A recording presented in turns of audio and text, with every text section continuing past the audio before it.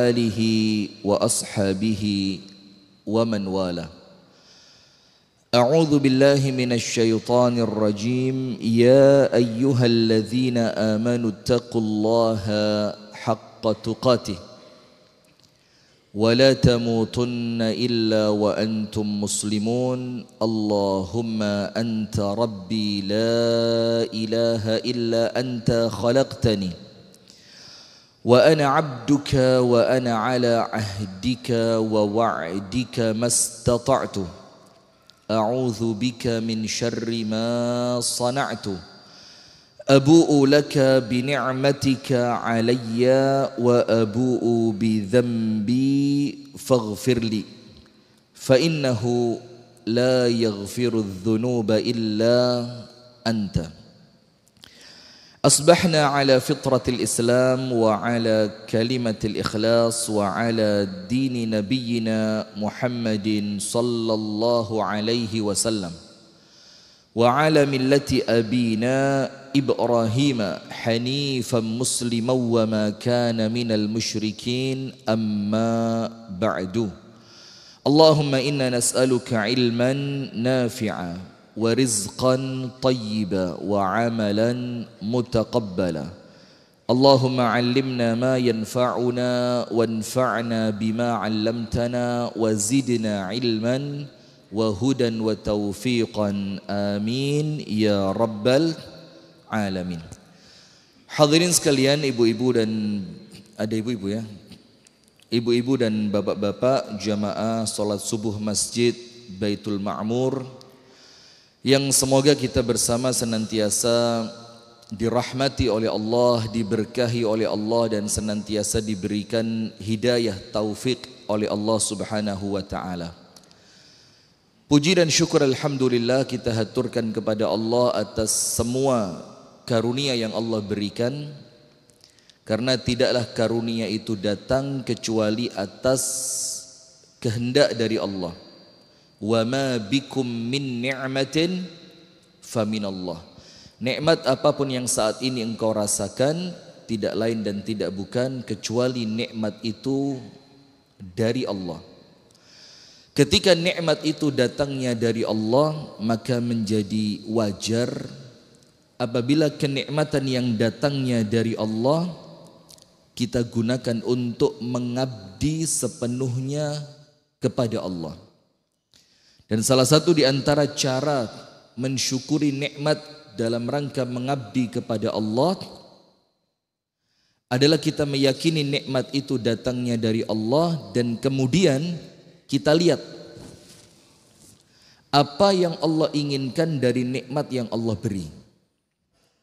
Apabila Allah memberikan kesehatan, ingat Allah minta sehat ini kita pakai untuk apa? Apabila Allah memberikan rezeki yang lapang, kita ingat apa yang Allah kehendaki ketika Allah memberikan kepada saya rezeki yang lapang. Supaya apa?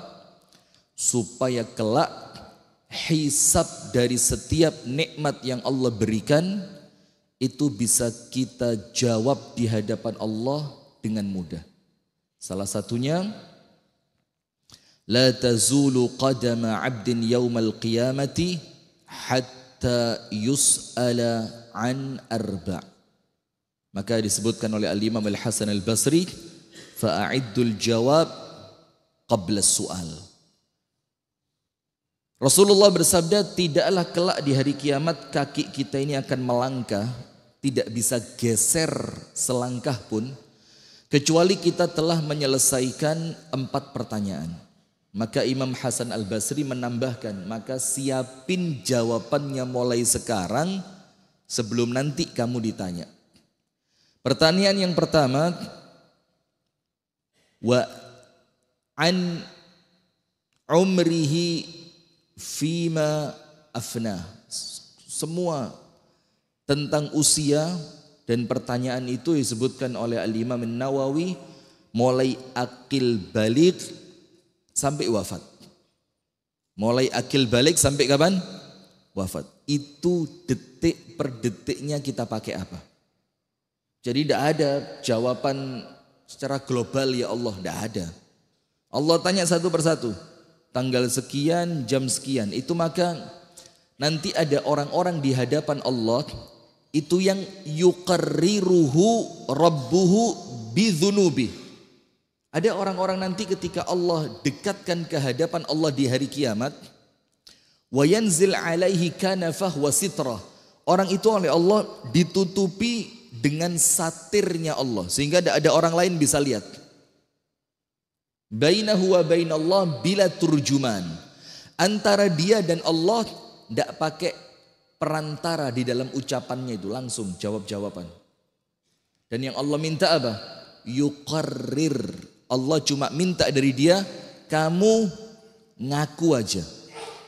Maka sama Allah diingetin apa? Diingetin dosa yang pernah dilakukan waktu di dunia. Atadzkuru dzamba kadza wa kadza yauma kadza wa kadza. Allah ingetin, hambaku, inget enggak? Kamu pernah melakukan dosa ini dan dosa itu di waktu ini dan di waktu itu. Dalam keadaan mungkin kita sudah lupa. Ketika Allah ingetin, apa yang Allah minta? Disuruh ngaku. Kemudian kita mengatakan, na'am ya Rabbi, iya ya Allah, ingat ya Allah. Nah, itu maka salah satu di antara yang perlu kita persiapkan nanti. Dan setelah dia ingat, sama Allah ditanya lagi, alaka uzrun, kamu punya alasan enggak kenapa kamu sampai melakukan itu? Coba, Allah masih kasih peluang ini. Dibilang, mali ya uzrun ya Rabbi, saya tidak punya uzur. Saya melakukan itu memang karena hawa nafsu. Sudah? Apa terakhirnya Allah katakan? Sudah, tidak apa-apa. Asturuha laka fid dunya wa aghfiruha lakal yaum. Waktu di dunia tak tutup, tidak ada yang tahu. Dan sekarang di akhirat, untukmu aku ampuni. Nah maka pertanyaan-pertanyaan itu yang kemudian kita mulai perlu persiapan jawabannya. Kita ini mulai balik sampai wafat ngapain aja. Yang kedua secara khusus, tadi umum. Wa'an syababihi fima abla. Umur muda. Dan muda itu mulai balik sampai 40. Itu muda. Kalau umur secara umum mulai balik sampai wafat. Kalau dia tidak sampai 40 sudah wafat, ya sudah. Maka ditanya mudanya tok. Itu dia habiskan kekuatan usia muda itu untuk apa? Dan rata-rata di usia muda ini banyak orang yang kemudian apa? Lalai. Karena dia tertipu dengan kesehatannya, tertipu dengan waktu luang yang dia punya, tertipu dengan maghrur. Seakan-akan umurnya masih lama. Sehingga orang-orang di usia muda ini rentan. Rentannya apa? Karena banyak gangguan yang diterima oleh orang-orang yang merasa masih muda. Akhirnya dia merasa umurnya masih panjang, kekuatannya masih besar, sehingga dia maghrur. Maka itu hati-hati. Yang ketiga, wa'an malihi. Allah tanya tentang uangnya. Nah ini loh yang umat Islam sekarang perlu jaga gengsi.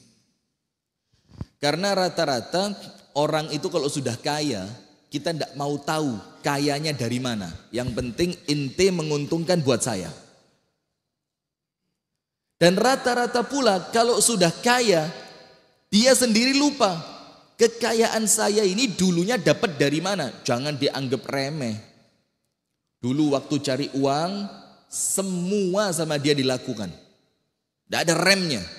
Tidak ngerti halal, tidak ngerti haram, tidak ngerti riba, tidak ngerti syubhat, tidak ngerti zalim sama orang, tidak ngerti nipu. Setelah kaya, sok-sokan masuk masjid, sujud, nangis, nyumbang masjid, nyumbang pondok. Tidak semudah itu. Tidak semudah itu. Kenapa? Karena ada orang-orang yang Allah uji dengan kemiskinan, betul-betul sabar dengan kemiskinannya. Terus mana mungkin sama dengan orang kaya yang cari uangnya semaunya sendiri. Di akhir cerita tiba-tiba dengan gampangnya dia mengatakan, ana sudah tobat ya akhi. Tidak sama. Seperti apa tidak samanya? Seperti orang yang ikhtiar betul-betul menjauhi zina.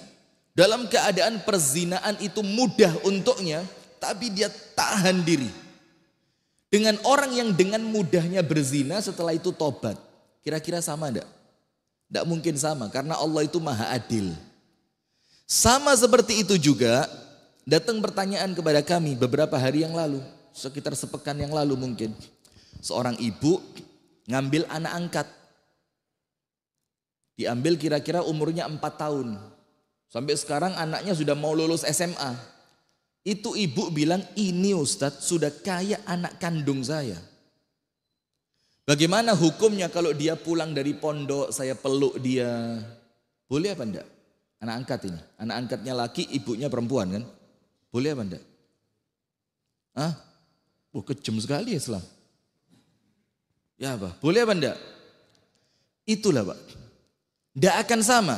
Kalau ngomong hukum, enggak boleh sudah. Enggak ada peluang. Tidak ada peluang. Wong dia bukan anaknya, tidak ada kaitan nasabnya, tidak juga sempat disusui sama ibunya. Tapi tidak akan sama nilainya. Seorang ibu ini yang mencium anak angkatnya karena perasaan sayang, karena sudah dianggap anak.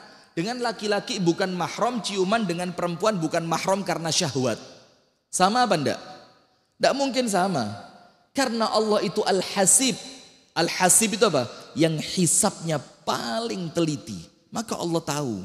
Jadi jangan disamakan ibu yang nyium anak angkatnya karena sayang dengan laki-laki perempuan pacaran sampai ciuman. Oh itu tidak sama.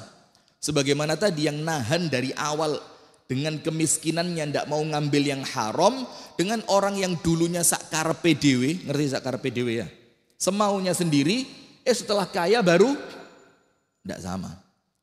Nah maka untuk harta ini Allah tanyanya dua. Min ainak tasabah wa fima anfaqah. Dulu dapatnya dari mana? Dan setelah dapatnya dari mana? Allah tanya habisnya untuk apa? Habisnya untuk kebaikan tidak bisa menutupi keburukan sumber dapatnya dari mana. Tidak bisa. Misalkan, habis untuk membangun masjid ya Allah. Habis untuk nyumbang pesantren ya Allah. Itu tidak bisa menutupi buruknya sumber di mana dulu dia mendapatkan uang. Tidak bisa. Karena apa? Innallaha tayyibun la yaqbalu illa tayyiba. Allah itu baik dan Allah tidak berkenan menerima kecuali yang baik. Jadi jangan merasa tenang kalau sekarang sudah bisa sedekah. Tidak, belum tentu. Yang terakhir, wa an ilmihi madza amila bih. Tentang ilmunya digunakan untuk apa. Nah, maka dengan itu kita perlu senantiasa waspada ini di dunia ini. Kenapa? Karena tidak ada setiap ucapan, langkah, perbuatan, sikap, pertemanan kecuali semua itu ada pertanggung jawabannya kelak di hadapan Allah. Tsumma latus'alunna yauma idzin 'anin na'im. Padahal antum tahu Rasulullah mengucapkan ayat ini untuk mengingatkan dirinya itu ketika apa? Ketika makan di rumah salah seorang sahabat setelah sebelumnya kelaparan. Rasulullah Shallallahu Alaihi Wasallam keluar di waktu malam ketemu Abu Bakar. Tanya, ya Abu Bakar, ma akhrajaka fi hadzal waqt? Abu Bakar, malam-malam keluar kamu ngapain? Abu Bakar bilang, wallahi ma akhrajani min baiti fi hadhihi lailah illal ju'. Saya tidak keluar kecuali karena lapar, kata Abu Bakar. Apa kata Rasulullah? Akhrajaka alladhi akhrajani. Yang bikin kamu keluar, itulah yang bikin saya keluar juga. Kita berdua sama-sama lapar. Tidak lama ketemu Sayyiduna Umar radhiyallahu taala anhum ajma'in. Rasulullah tanya, Umar, malam-malam keluar ngapain? Kemudian Amirul Mukminin Umar mengatakan, tidaklah mengeluarkanku dari rumah kecuali lapar. Rasulullah terus tersenyum. Ternyata kita senasib laparnya ini. Maka cari rumahnya sahabat yang kira-kira bisa menyediakan makanan. Tidak lama masuk rumah salah seorang sahabat, dikasih kurma, dikasih minuman, disembelihkan apa? Kambing. Dalam riwayat yang lain, unta. Sudah dimakan selesai, sampai kenyang, Rasulullah bungkuskan sedikit buat ibunda Aisyah radhiyallahu taala anha. Ini laki-laki kalau sudah keluar lupa istri ini. Rasulullah enggak, dibungkusin buat Ibunda Aisyah, dibungkuskan roti, di dalamnya sama Rasulullah dimasukin apa? Daging. Setelah itu Rasulullah bilang apa? Baru kita lapar. Tadi tidak lama kita lapar. Sekarang sudah kekenyangan. Terus Rasulullah mengatakan apa? Tsumma latus'alunna yauma idzin anin na'im. Ini makanan yang barusan kita makan ini sama Allah nanti di hari kiamat pasti ditanya. Nah, hadirin sekalian yang dirahmati oleh Allah Subhanahu wa taala, ada 4 poin dari pembahasan terlambat kusadari. Jadi mumpung belum telat, ayo kita sama-sama apa? Sadar dulu. Mumpung sekarang belum telat. Karena nanti kalau waktunya datang tidak bisa mundur. Kalau waktunya datang tidak bisa diperbaiki. Maka yang pertama, terlambat kusadari di sini yang kami maksudkan adalah ilmu. Nomor 1. Nomor 1 apa? Ilmu. Jadi ilmu ini kalau datangnya kepada kita terlambat, pasti akan muncul apa? Coba tahunya dari dulu. Banyak rumah tangga yang rusak, sebabnya apa? Salah pilih pasangan. Terus ngomong konsultasi, Ustadz gimana? Terlanjur. Nah ini loh, kata-kata yang tidak boleh diulangi nih. Kenapa terlanjur? Dulu Ustadz waktu saya nikah, saya belum ngerti ilmunya. Ada nggak yang begitu? Aduh Ustadz, anak saya terlanjur besar semua. Coba taunya dari dulu, anak masukin pesantren itu. Coba tahu keutamaan seorang anak yang bisa memberi syafaat kepada orang tuanya ketika dia hafidz Quran. Bu Ustadz, dari dulu saya masukin pesantren. Pertanyaannya, dulu kemana? Coba. Dan sekarang bersyukur Pak, alhamdulillah majelis taklim itu di mana-mana. Zaman dulu coba, zaman Anda kecil. Zaman tahun awal-awal 80-an, bahkan lebih ke atas lagi. Tahun 70, tahun 60, bahkan awal-awal 90-an. Ada majelis taklim seperti ini? Kalaupun ada jarang sekali. Jangankan majelis taklim, perempuan pakai jilbab loh jarang. Ibu-ibu yang sekarang pakai cadar, ibu-ibu yang sekarang jilbabnya besar, waktu SMA pakai enggak? Coba. Masalahnya apa? Kenapa zaman itu kita ini merasa sekarang baru nyesel? Karena waktu itu kita tidak menganggap ilmu itu penting. Bahkan zaman itu mungkin sekedar bisa makan saja itu sudah bagus. Maka tidak sempat mikir, anakku bagaimana bisa punya ilmu, bagaimana memiliki anak-anak yang ideal, bagaimana ilmu ini bisa menghiasi kehidupan saya. Nah, maka sekarang maksud kita, kalau kita sudah ngerti ternyata ilmu itu penting, berarti apa? Jangan sampai anak kita salah seperti kita. Jangan diulang kesalahan itu. Ketika kita ngerti sekarang, oh ternyata saya nyesel karena dulu saya tidak ngerti ilmunya. Terus sekarang anaknya dibikin sama. Konyol namanya. Maka ada cerita. Di zaman kekhalifahan dulu. Ada seorang khalifah namanya Sulaiman ibnu Abdul Malik bin Marwan. Tahu ya, Sulaiman bin Abdul Malik bin Marwan. Ini dia khalifah yang sudah jadi khalifah turunan dari bapaknya, dari kakeknya sampai dia. Dan digadang-gadang anaknya pun bakal menjadi khalifah. Sudah Sulaiman bin Abdul Malik bin Marwan ini ceritanya dia berangkat haji. Sampai di Mekah, dia kumpulkan ulama-ulama kota Mekah itu. Dikumpulin semuanya. Kemudian setelah acara selesai, makan selesai, semuanya selesai, dia butuh satu alim untuk menjadi mufti haji tahun itu. Sehingga semua pertanyaan tentang haji, dia yang berhak untuk apa? Menjawab. Kalau sekarang enggak, semua orang boleh jawab. Dan lucunya jawabannya enggak ada yang sama. Ini musibah ini. Semuanya boleh jawab dan jawabannya enggak ada yang boleh. Oh enggak boleh. Yo itu ada sih khilaf. Jadi umat ini dibikin apa? Dibikin bingung. Itulah buruknya orang bodoh itu di situ. Maka tidak boleh orang Islam tidak ngerti, itu tidak boleh. Maka ada ilmu-ilmu yang wajib dipelajari. Rukun iman dan rukun Islam. Itu wajib. Tidak ada uzur ketika orang tidak ngerti. Sama seperti tidak ada uzurnya ketika orang kaya tidak ngerti zakat. Oh tidak boleh itu. Antum kalau sudah siap kaya, you harus mempersiapkan diri belajar ilmu tentang zakat. Jangan sampai nanti, waduh sudah terlanjur tidak ngerti ya apa. Tidak bisa. Nah sudah, maka Sulaiman ini kumpulkan para ulama. Apa yang terjadi? Setelah selesai ditanya sama Sulaiman bin Abdul Malik bin Marwan, minkum as'alu, dari kalian ini saya tanya, man a'lamukum bil halali wal haram, siapa di antara kalian ulama yang paling ngerti tentang hukum syariat, halal dan haram? Ditunjuk satu orang, ini orangnya. Ternyata siapa? Atha ibnu Abi Rabah, muridnya Abdullah bin Abbas. Muridnya siapa? Abdullah bin Abbas. Dalam keadaan Atha bin Abi Rabah radhiyallahu taala anhu, ini seorang laki-laki yang perawakannya kalau bahasa Jawanya itu gak ndayani. Apa kalau bahasa Balinya? Ngerti gak ndayani?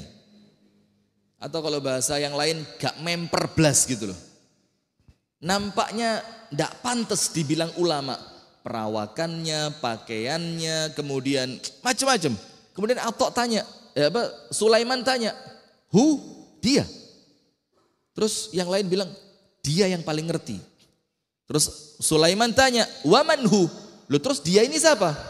Dibilang, warithu ilmi Abdullah ibni Abbas. Dia pewaris ilmunya Abdullah bin Abbas. Sudah, oh ya sudahlah kalau gitu.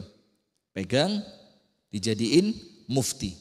Sehingga dia dikasih tenda yang paling bagus. Mina tendanya paling bagus. Karena apa? Menjadi tempat orang berkumpul untuk memberikan pertanyaan. Dan dia kasih jawaban. Pindah ke Arafah, tendanya bagus. Balik ke Mekah, tendanya bagus. Suatu hari, pas wukuf di Arafah, ini yang antri mau tanya, penuh. Sampai antrian itu di luar tenda. Dalam keadaan panasnya siang hari Arafah. Jadi orang yang di luar itu sampai, kan kalau haji kan gak boleh nutup kepala pakai kain kan. Itu mereka sampai harus rela berpanas-panasan untuk dapat jawaban dari Atha bin Abi Rabah. Pas orang antri, Sulaiman bin Abdul Malik bin Marwan pas mau tanya sama anaknya, debat, boleh gak sih, boleh gak sih? Anaknya bilang apa? Pak, kenapa gak tanya sama Atha bin Abi Rabah? Bagus. Berangkat bapaknya keluar dari tenda, menuju tendanya Atha bin Abi Rabah. Apa yang terjadi? Tiba-tiba gak pakai antri. Gak pakai antri, langsung maju, tung ke depan. Maka Atha tanya, man ant? Kamu siapa? Coba bayangin, kalau sekarang ya tidak berani gitu. Oh, disikat, fulus tidak cair. Ditanya sama Atha, man ant? Kamu siapa? Dibilang, khalifah. Kata Atha, kalau itu saya tahu. Maksud saya kamu datang ke sini sebagai apa? Sebagai khalifah yang mau ngasih perintah, maka maju boleh. Tapi kalau kamu datang sebagai penanya, mundur. Mundur. Khudh makanak. Antri dulu. Ini semua orang dari tadi antri, kepanasan. Kamu mentang-mentang khalifah langsung maju. La. Khudh makanak. Mundur. Kata khalifah, saya mau tanya. Berarti mundur. Mundur itu khalifah sama anaknya. Diliatin banyak sama orang-orang yang mau tanya. Kata orang dalam hati mungkin ya. Nah kan, mau minta enaknya aja itu. Kita udah panas-panasan dari tadi kan. Terus sambil dia mundur ambil antrian, dia ngomong sama anaknya apa? Ya bunai, utlubil ilm wa kun aliman minal ulama. Nak, mulai hari ini saya nyuruh kamu cari ilmu. Wes, gak usah ngurusi politik. Gak usah ngurusi perang. Gak usah ngurusi baitul mal. Cari ilmu. dan kamu wajib jadi satu orang alim di antara para ulama. Terus anaknya tanya, kok tiba-tiba berubah ini? Kemarin nyuruh saya jadi khalifah pewaris dia. Kok sekarang disuruh jadi alim, tidak boleh mikir politik, tidak boleh mikir perang, tidak boleh mikir baitul mal. Anaknya tanya, kenapa kok tiba-tiba suruh cari alim, jadi alim? Apa kata Sulaiman? Min umuri hatta al-an, mulai saya lahir sampai hari ini, baru kali ini saya diperintah sama orang.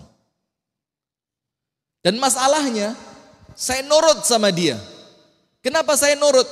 Karena saya butuh apa yang dia miliki dan dia tidak butuh dari apa yang saya miliki. Ternyata ilmunya dia mengalahkan jabatanku. Maka aku minta kepada Buna, utlubil ilm, cari ilmu. Nah maka tidak ada kemuliaan yang lebih besar dibanding kemuliaan iman dan ilmu. Yarfa'illahu alladhina amanu minkum walladhina utul ilma darajat. Nah maka mumpung sekarang kita ngerti, kalaupun katakan kita sudah terlambat, minimal apa? Minimal apa? Anak kita jangan telat.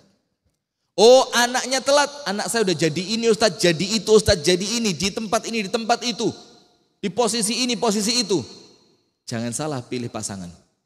Oh terlanjur nikah Ustadz. Ya sudah, cucunya jangan sampai salah pendidikannya. Karena apa? Ilmu itulah yang paling penting, yang menjadikan seseorang mengenal Allah, ngerti halal dan haram, yang akan menjadikan hidupnya mulia dunia sampai akhirat. Yang kedua, amal soleh. Yang kedua apa? Amal soleh. Antum buka surat Al-Mu'minun ayat yang ke-99 sampai ayat yang ke-100. Surat apa? Al-Mu'minun ayat 99 dan 100. Ini mumpung belum terlambat. Dan kita kan punya teman yang meninggal waktu Covid kan? Punya enggak? Teman, kenalan, saudara, pasangan, keluarga punya? Meninggal waktu Covid kemarin? Ada kan? Itu mereka yang meninggal sekarang Pak, tidak punya kesempatan buat istighfar. Anda masih bisa istighfar sekarang? Bisa tidak istighfar sekarang? Bisa. Mereka tidak punya kesempatan buat bertobat. Dalam keadaan mungkin di antara mereka ada yang belum sempat tobat. Mereka tidak bisa lagi bayar utang puasa. Mereka tidak bisa lagi sholat. Mereka tidak bisa lagi kemudian, tidak bisa. Pertanyaannya, ketika kita sekarang masih bisa, mana mungkin kita sia-siakan kesempatan itu? Nah maka dalam surah Al-Mu'minun ayat yang ke-99 Allah Ta'ala berfirman, hatta idza jaa ahadahumul mautu qala rabbirji'un. Sampai nanti ketika kematian itu datang kepada salah seorang di antara mereka, mereka mengucapkan apa? Rabbirji'un. Ya Allah, balikin saya ke dunia. Bisa apa enggak? Enggak mungkin. Dan belum ada cerita orang meninggal itu bisa balik, belum ada cerita. Kecuali kisah-kisah yang itu pun percaya enggak percaya, mati suri. Yo monggo sudah, Anda mau percaya ahlan wa sahlan, yang enggak percaya pun enggak boleh dipaksa. Bener apa enggak? Cerita, saya sempat mati suri. Yo mungkin koma. Koma, ngerti koma? Belum titik.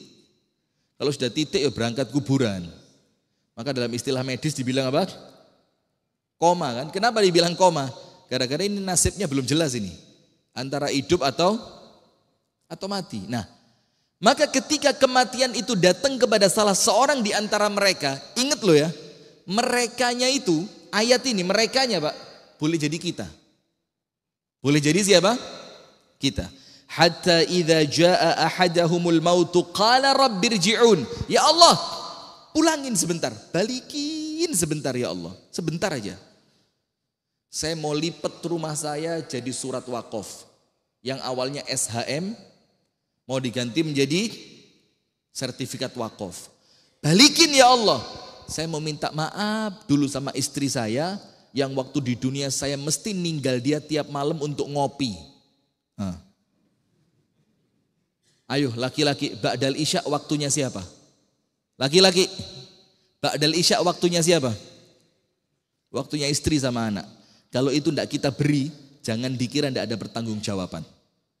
Oh, ya Allah balikin, saya mau minta maaf sama istri saya. Tidak bisa.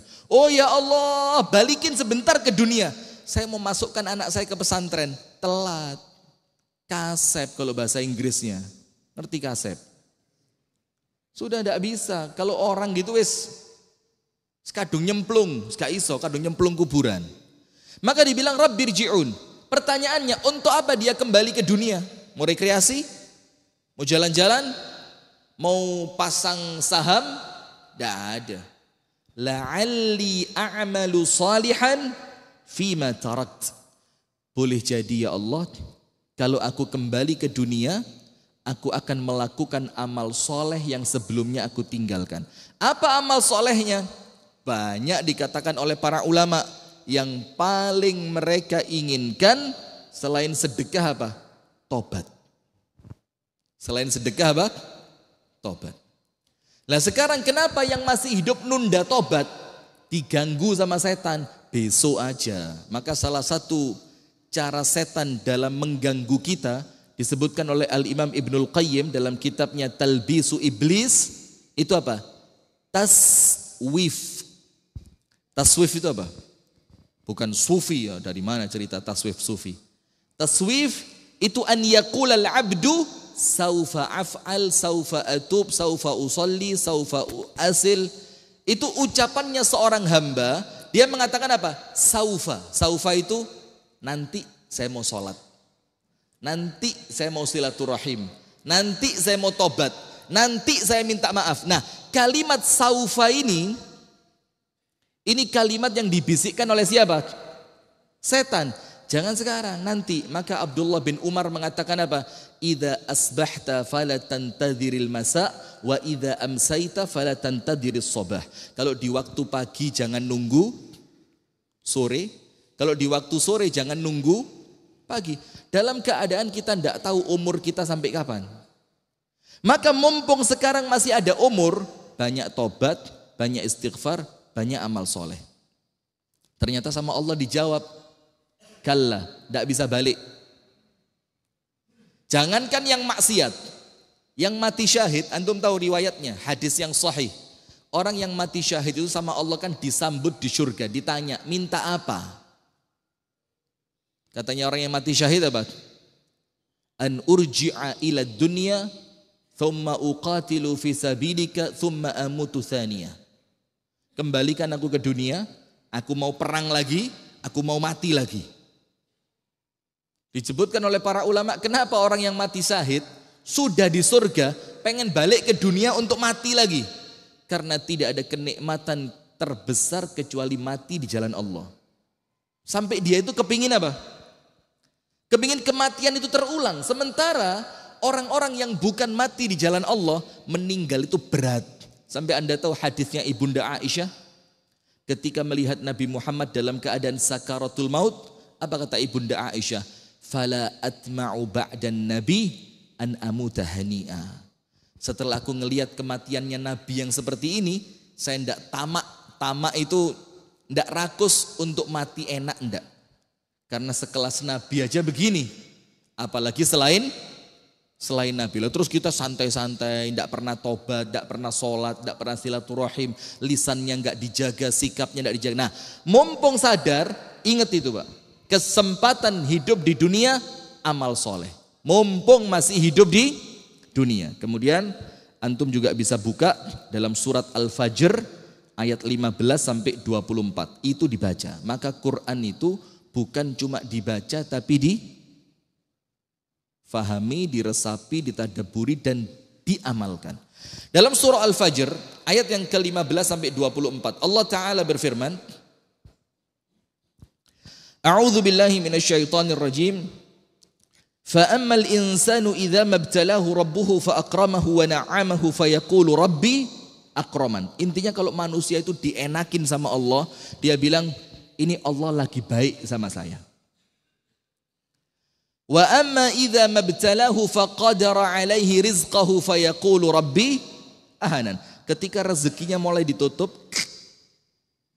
netesnya enggak lagi kenceng, netesnya mulai tes, dibilang Rabbi ahanan. Wah, Allah nggak asik ini. Allah lagi tidak suka sama saya. Jadi urusan suka tidak sukanya Allah untuk manusia itu cuma urusan uang. Pokok uangnya lancar Allah senang, uangnya sempit Allah tidak senang. Padahal banyak orang-orang yang Allah cintai tidak dikasih uang. Antum masih ingat ceritanya Abu Hurairah? Dibilang apa? Saya ini kata Abu Hurairah pingsan di Masjid Nabawi yang saya ingat 2 kali kata Abu Hurairah. Sampai wa yadha'u ba'du as-sahabati ihda qadamaihi ala unuqi. Sampai sebagian sahabat itu menginjak leherku dengan kakinya. Bayangin. Diinjak lehernya Abu Hurairah. Dhannan annabi sura'. Karena mereka aku sakit ayan. Terus apa kata Abu Hurairah? Wallahi ma bi sura' ma hiya illal ju'. Demi Allah saya tidak punya sakit ayan. Yang menjadikanku pingsan bangun blek, bangun blek, bangun blek. Bangun tidak kuat jatuh lagi. Bangun lagi tidak kuat jatuh lagi. Apa kata Abu Hurairah? Demi Allah itu bukan ayan. Tidaklah aku seperti itu kecuali karena lapar yang tak tertahankan. Coba, ini masa antum bilang Allah benci sama Abu Hurairah? Rasulullah berapa hari di rumahnya nggak bisa nyalain kompor? 3 malam, tidak ada air, tidak ada makanan, illa al-aswadan, cuma air sama kurma. Terus antum bilang Allah benci sama Nabi Muhammad? Tidak ada. Nah, maka dengan itu hadirin, maka disfirmankan di sini, kalla bal la tukrimunal yatim. Jangan begitu kata Allah. Masalahmu itu kamu tidak senang sama anak yatim, kamu tidak muliakan anak yatim. Sekarang lihat, maaf ya. Anak yatim itu jadi komoditi. Antum buka YouTube enggak? Pernah buka YouTube? Terus dapat iklan. Kakak, kalau video ini sampai pada kakak, maka kakak adalah orang yang beruntung. Pernah enggak dapat video itu? Atau Quran kami sudah robek kakak. Coba. Ini kita melihat mereka jadi komoditi cari apa? Bukan begitu memuliakan anak yatim. Sampai Syekh Ahmad Syurkati, tahu, pendiri Al-Irsyad, itu beliau tidak sepakat dengan panti asuhan. Yaitu kata Ahmad Syurkati, yadu'ul yatim, itu anak yatim dikumpulkan di satu ruangan. Tidur, aduh yatim, yatim, yatim. Makan bareng siapa? Yatim, yatim, yatim. Berangkat sekolah semobil, yatim, yatim, yatim. Di depannya tulisannya besar. Panti asuhan yatim piatu duafa fuqara masakin. Lengkap. Rusak mentalnya anak ini. Ngambil anak yatim itu caranya bagaimana? Ambil masuk ke rumah Anda. 1 kalau bisa 1, 2 kalau bisa 2, 3 kalau bisa 3. Itu yang Nabi Muhammad katakan, ana wa kafilul yatim kahataini fil jannah. Saya sama orang yang menaungi anak yatim nanti di surga seperti ini. Bukan yang kemudian anak yatim diberdirikan di panggung. Ini yatim yang kami punya, ini bapaknya hilang entah kemana, ini ibunya pergi ke luar negeri tidak balik, ini diusir dari. Loh kok kesian sekali mereka. Walaupun karena sekarang tidak ideal, maka bikin panti asuhan itu ya tidak salah juga, iya enggak? Karena kalau tidak dibikin, orang Islam tidak ngambil. Kalau panti asuhan tidak ada, mau tinggal di mana mereka? Coba. Kalla balla tukrimunal yatim wala tahadduna ala ta'amil miskin, dan kalian tidak senang ngasih makan orang miskin. Jadi makannya kita itu kumpul orang kaya, sak temennya diundang. Besok ya ke rumah ya, ana sembelihin tetangga sebelah. Ana sembelihin kambing. Makan, terus ketawa-ketawa, ngakak-ngakak, rokok-rokok. Setelah selesai main kartu. Wah. Rasulullah itu tidak pernah makan kecuali pasti ada orang miskin di sampingnya. Nabi Ibrahim tidak pernah makan sendirian. Itu. Kemudian dikatakan wa ta'kuluna turatha aklan lamma, Dan kesukaan kalian rebutan waris. Rebutan apa? Warisan. Cerita kan? Bunuh-bunuhan kakak sama adik gara-gara apa? Waris. Putus silaturahim gara-gara apa? Waris. Saling fitnah gara-gara apa? Waris. Kemudian wa tuhibbunal mala hubban jamma. Urusan kalian tiap hari uang, uang, uang. Urusannya apa? Uang. Aset kamu bagaimana? Tokomu seperti apa? Tabunganmu seberapa? Terus kos-kosanmu di sebelah sana yang isi kamarnya berapa? Per kamar sebulannya. Itu perbincangan kita tiap hari. Lupa dari akhirat. Terus kalla idza dukkatil ardu dakkan dakkan. Nanti kalau bumi sudah sama Allah diledakkan, wa jaa rabbuka wal malaku saffan saffa, dan para malaikat itu berbaris-baris di hadapan Allah Ta'ala. Waji'a yauma idzim bi jahannam, dan saat itu neraka jahanam ditampakkan. Apa yang terjadi? Yauma idzi yatadzakkarul insanu wa anna lahu dzikra. Baru saat itu ingat. Sementara Allah firmankan wa anna lahu dzikra. Kalau ingatnya sekarang mau apa? Tidak ada manfaatnya kalau ingatnya sekarang. Baru dia ngomong, yaqulu ya laitani qaddamtu li hayati. Dia baru sadar ternyata hidupnya dia itu bukan dunia tapi akhirat. Maka dia mengatakan, coba dulu waktu saya di dunia saya lakukan persiapan untuk kehidupan yang selamanya ini. Baru nyesel. Nah, maka andai kusadari, yang kedua apa? Mumpung masih hidup, lakukan semua kebaikan yang nanti ketika Anda meninggal tidak lagi ada penyesalan. Yang ketiga, sedekah. Ini loh. Nah, sayangnya orang kita sekarang sedekah itu nunggu kaya. Kalau sudah kaya perhitungannya kepanjangan. Serius, Pak. Tidak semua orang kaya itu dermawan, tidak. Bahkan terkadang kita dikejutkan justru yang dermawan orang yang nampaknya apa? Miskin. Kalau kaya malah kadang-kadang hitung-hitungannya panjang. Ini dana CSR-nya belum turun nih. Jadi baik. Nyumbang itu nunggu CSR. Ngerti CSR? Yang punya perusahaan. Jadi kalau enggak CSR enggak nyumbang dia. Atau kalau mau nyumbang, tunggu dulu. Panjang, hitung-hitungannya lama. Padahal nanti disebutkan dalam surat Al-Munafiqun ayat yang ke-15, itu Allah Subhanahu wa taala berfirman apa? Allah tunjukkan sama kita mumpung masih di dunia. Uang ini, Pak, kalau enggak keluarnya sukarela, dia akan Allah keluarkan dengan cara paksa. Kalau sukarela hati seneng pahala dapat, kalau paksa pikiran sumpek pahala enggak dapat. Sementara sedekah itu candu. Al-Imam At-Tabrani mengatakan apa? Orang yang sedekah sama seperti orang yang jihad. Sama seperti apa? Orang yang jihad. Kesamaannya di mana? Sama-sama perlu keberanian. Orang jihad kalau nggak berani mundur. Orang sedekah kalau nggak berani, aduh, nanti kalau istri saya butuh gimana? Nanti kalau anak saya sakit, loh sedekahmu itu bikin anakmu nggak sakit. Nanti kalau tiba-tiba ada kejadian mendadak, kecelakaan gini gitu, loh sedekahmu itu bikin nggak ada kejadian mendadak yang bikin kamu susah. Oh nanti kalau pengen nikah lagi, loh tenang aja, sedekahmu itu tabungan buat kamu nanti nikah lagi, ketemu istri yang kaya raya. Setuju? Mulai ya. Nah sudah, maka sama setan itu apa? Asyaitanu ya'idukumul faqr. Dibisi, jangan. Kamu tahu tetanggamu itu, lihat.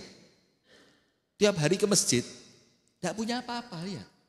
Mendingan kamu nabung aja dulu sekarang. Nanti kalau sudah kaya, baru sedekah. Belum tentu. Jangan-jangan belum sempat kaya mati duluan. Atau jangan-jangan terlanjur kaya, Tapi Allah katakan apa? Alhaakumut takatsur hatta zurtumul. Tidak ngerti kalau dia sudah kaya. Perasaannya masih miskin. Padahal sudah banyak kejadian seperti itu. Nah, maka Allah firmankan dalam surat Al-Munafiqun ayat yang ke-10. Ini ayat nampol kanan kiri. Allah firmankan apa? Wa anfiqu mimma razaqnakum min qabli an ya'tiya ahadakumul mautu fayaqula rabbi laula akhartani ila ajalin qaribin fa asaddaq wa akum minas salihin. Allah minta apa? Sedekah sekarang. Sekarang. Dari apa yang Allah berikan untuk kalian. Loh ini bukan uang kamu. Yang bikin orang itu pelit apa? Ilmunya Qarun. Saya yang kerja, saya yang capek, saya yang lembur, saya yang ngitung, orang lain yang menikmati. Ilmunya Qarun ini. Itu uang bukan punya Anda itu. Yang kaya-kaya ini mana? Bukan punya Anda itu. Dan Allah kasih bukan karena Anda mampu, memang Allah pilih. Dan belum tentu karena Anda baik, enggak. Maka Allah minta apa? Wa anfiqu mimma razaqnakum. Sekarang sedekahkan apa yang Allah titipkan kepada kalian. Sebelum apa? Nanti nyesel loh. Min qabli ayyatiya ahadakumul mautu fayaqula rabbi laula akhartani. Sebelum nanti datang waktu di mana salah seorang di antara kalian napasnya sudah sampai tenggorok, minta kertas sama anaknya. Anaknya pura-pura bodoh, jatah saya kok sudah mau mati minta kertas. Maka sama Nabi Muhammad kalau sudah mau mati tidak boleh sedekah lebih dari berapa? Dari berapa? Sepertiga. Dan Rasul katakan wathulutsu katsir, sepertiga itu terlalu banyak. Untuk siapa? Yang sudah mau. Kenapa tidak boleh lebih dari sepertiga? Zalim sama ahli warismu. Tapi kalau masih sehat, boleh. 100% kayak Abu Bakar boleh. Tapi imannya harus imannya siapa? Abu Bakar. Kemudian dia mengatakan, Rabbi laula akhartani ila ajalin qarib. Ya Allah, kalau dimundurkan sebentar aja, 5 menit aja. Mundur sebentar. Fa as-saddaqah. Ini semua mau saya sedekain. Wa akum minas salihin. Anda buka tafsirnya Al-Munafiqun ayat yang ke-10 ini. Ayat yang ke-10 ini ya, maaf ya. Ayat ke berapa? Ke-10 ini. Dikatakan oleh para ulama tafsir, kenapa sih ketika orang itu menjelang kematiannya, dia kok pengen sodakoh? Karena sama Allah akhirat mulai dibuka untuknya. Dan dia lihat kamarnya, loh enggak ada tempat tidurnya. Loh enggak ada AC-nya. Ruang tamu enggak ada sofa. Oh belum punya rumah. Oh belum. Sehingga ketika dia mau pindah ke sana, dia mau bangun dulu. Saya mau kirim dulu AC-nya. Saya mau kirim dulu tempat tidurnya. Saya mau kirim dulu sofanya. Saya mau kirim dulu pembantu ke sana. Dan itu baru Allah buka ketika dia mau meninggal. Nah maka mumpung sekarang masih sadar, mumpung masih punya waktu, bangun akhiratnya. Tak kasih ilustrasi ya, mau? Ini penutup terakhir. Begini ilustrasinya. Saya punya rumah. Ini contoh loh ya, jangan dikira betulan loh ya. Punya rumah jelek, reot, setiap hujan bukan bocor lagi, enggak ada atapnya kok, masuk hujan itu. Banyak tikusnya, banyak kecoaknya, nas'alullah assalamu alaihi. Dalam keadaan saya di rumah itu akan segera pindah. Kenapa? Saya sudah bangun rumah yang mewah. Di Bali tempat villa yang keren daerah mana? Ubud. Saya sudah banyak maksiat. Tidak mewah berarti, hati-hati antum neraka tuh. Pokok tempatnya keren, view-nya gunung, view-nya laut. Dan rumah yang saya bangun itu 4 lantai. Lantai pertama khusus parkir mobil. Semua mobil mahal semua. Avanza, Xenia. Lu kenapa ketawa? Murah itu buat Anda. Oh sombong. Ya, ini pokok bawah ini mobil mewah semua. Jejer, ada 4, 5, 6. Setiap mobil ada supirnya masing-masing. Itu lantai pertama. Lantai kedua, ruang keluarga. Untuk duduk bersama keluarga. Lantai 3 kamar. Ada liftnya itu Pak. Nggak naik tangga kayak ini. Susah ini, makanya orang-orang tua-tua itu kalau ke masjid mikir, tangganya berat, tidak ada lift. Sementara kalau rekreasi ke hotel seneng, ada lift. Nah, insya Allah nanti saya pulang ini Masjid Baitul Makmur langsung mikir, kita bikin lift aja ini insya Allah. Amin ya. Sudah, apa yang terjadi? Lantai 3, kamar-kamar. Kamar istri pertama, istri kedua, istri ketiga, istri keempat, anak-anak, semua lengkap. Ada kamar pembantu, lantai 4 langsung ngadep langit. Ada kolam renangnya, ada mini barnya, ada mini perpustakaannya, ada sofa buat sore-sore ngadep ke matahari tenggelam sambil minum teh anget. Push. Itu rumah sudah selesai dan saya bakal segera pindah ke sana. Seneng enggak hati saya? Seneng. Pengen cepet enggak saya ninggal rumah tua saya tadi? Pengen. Itulah ibaratnya dunia dan akhirat. Kalau yang Anda bangun dunia menjelang mati, ya enggak mau pindah dari rumah mewah ke rumah jelek kok. Siapa yang mau? Rumah mewah yang dia tempati sekarang, na'udzubillah, ditarik bank. Dia mau pindah ke rumah reot. Seneng apa enggak? Enggak mungkin seneng. Coba yang dia bangun akhiratnya, rumah mewahnya di akhirat sudah jadi, pengen cepet pindah. Itulah masalahnya kita enggak pengen cepet mati, Pak. Gara-gara kita ngerti akhirat kita masih 0. Sehingga kalau nanti dikejutkan dengan kematian, malaikat maut tak kasih 2M. Tunggu 2 bulan. Bisa apa enggak kira-kira? Ya, kalau BTS ya bisa, kalau Kementan ya bisa. Tapi ini urusannya malaikat akhirat ini, malaikat enggak doyan duit. Maka enggak bisa, malaikat maut 2 bulan ya. Kita bisa bikin deal, make a deal ini di depan ini kita bikin. Antum ini tak kasih cek kosong, tulis sendiri sudah, saya kasih tanda tangan. Bisa begitu? Maafi, tidak ada. Nah maka yang ketiga, sodaqoh. Yang terakhir, yang keempat, pertemanan. Maka Imam Hasan Basri bilang apa? Perbanyaklah teman-teman yang baik, teman yang soleh. Kenapa? Karena teman yang baik itu nanti di hari kiamat punya hak memberi syafaat. Maka ceritanya kan ada seorang laki-laki masuk surga, dia tidak ketemu satu orang temannya dia. Dibilang apa? Ya Rabbi, al jannatu la tahlu illa biwujudi. Ya Allah, surga ini kurang seru kalau nggak ada teman saya itu.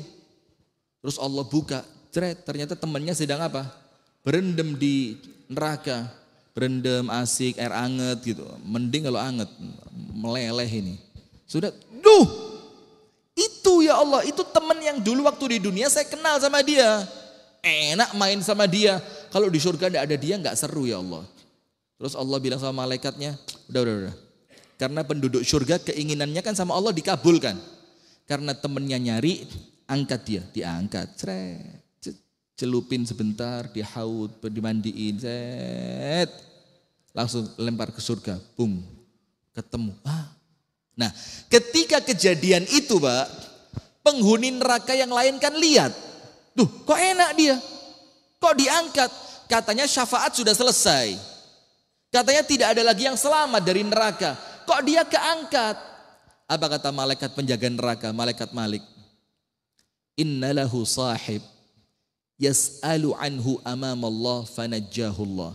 Dia punya teman waktu di dunia dulu dan temannya di surga. Maka sama Allah ini teman dimasukkan surga supaya teman yang di surga kebahagiaannya semakin sempurna. Terus penghuni neraka bilang apa? Antum tulis Asy-Syu'ara ayat 100 sampai 102. Surat apa? Asy-Syu'ara ayat 100 sampai 102. Mereka mengatakan begini, di neraka yang tidak punya teman yang baik. Bilang, fama lana min syafi'in. Ya Allah, celaka saya. Saya tidak punya teman yang bisa memberi syafaat. Fama lana min syafi'in. Wala sadiqin hamim. Dan kami tidak punya teman akrab yang akan menyelamatkan kami. Terus dia bilang apa? Falau anna lana karratan fanakuna minal mu'minin. Kalau kami dikasih kesempatan ya Allah, kami akan balik ke dunia, kami mau kumpul sama orang-orang yang baik, sama orang-orang beriman. Telat apa enggak? Maka jangan terlambat disadari, Pak. Mumpung sekarang masih sadar, ayo cari teman-teman yang baik. Jadi 4 perkara ini Jangan sampai telat disadari. Nomor satu pentingnya ilmu. Nomor dua pentingnya amal soleh. Nomor tiga, kalau ada rezeki luang jangan sampai lupa disedekahkan. Dan yang keempat, jangan lupa untuk senantiasa berteman dengan orang-orang yang saleh. Barakallahu fikum, itu yang dapat kami sampaikan. Semoga ada manfaatnya dan mungkin tidak ada tanya jawab ya, karena harus jalan pulang. Waktunya nampaknya mepet. Insya Allah nanti kita ketemu lagi dalam kesempatan yang lain. Dan saya ke Baitul Ma'mur sudah 3 kali ini sudah. 3 kali. Dulu jauh sebelum corona, kemudian setahun sebelumnya lagi. Dan ini baru yang ketiga karena sudah nampaknya ke Bali ini susah jaga. Susah. Jalan dari penginapan sampai masjid yang pengajian siang gitu, itu wiritan toh. Astaghfirullah. La haula wa la quwwata illa billah. Subhanallah, itu susah. Maka antum-antum yang di Bali ini, Masya Allah, tabarakallah. Kita doain mudah-mudahan Allah kasih kekuatan ya. Allah kasih istiqomah, Allah kasih thabat. Ini susah. Kalau saya Pak, saya akan selamatkan anak saya keluar dari Bali. Kalau saya. Karena kalau Anda insya Allah aman sudah. Tapi anak Anda, cucu Anda, ya apa? Dalam keadaan semakin hari semakin menarik. Na'udzubillah. Subhanakallahumma wa bihamdika asyhadu an la ilaha illa anta astaghfiruka wa atubu ilaik. Semoga ada manfaatnya. Assalamualaikum warahmatullahi wabarakatuh.